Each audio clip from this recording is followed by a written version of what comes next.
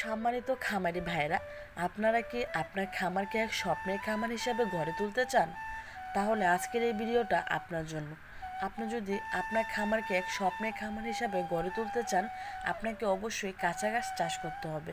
কাঁচা ঘাসের কোনো বিকল্প নেই। এখন আপনার মনে প্রশ্ন জাগতে পারে, আমি কোন কাঁচা ঘাস চাষ করব?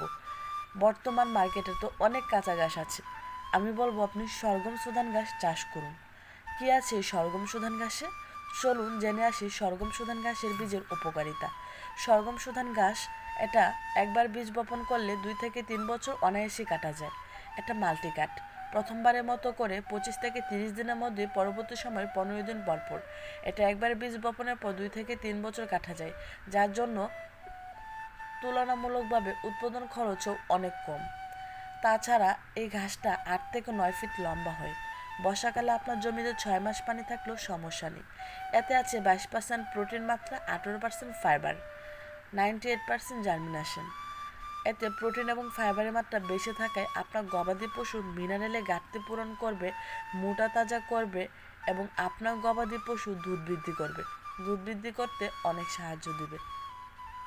আর আপনি যদি আপনার গবাদি পশু দুধ বৃদ্ধি করতে চান, তাহলে অবশ্যই কাঁচা ঘাস চাষ করুন। এই সরগম সুদান ঘাসের বীজটা নিতে পারেন। এই সরগম সুদান ঘাসের বীজটা নিতে চাইলে এখনই আমাদের স্ক্রিনের নাম্বারে অথবা আমাদের পেজে নক দেন। তাছাড়াও খামার সংক্রান্ত যে কোনো তথ্যের জন্য আমাদেরকে নক দিতে পারেন। তাই আজই দেরি না করে এখনই অর্ডার করে ফেলুন। অর্ডার করলেই ডেলিভারি চার্জ সম্পূর্ণ ফ্রি।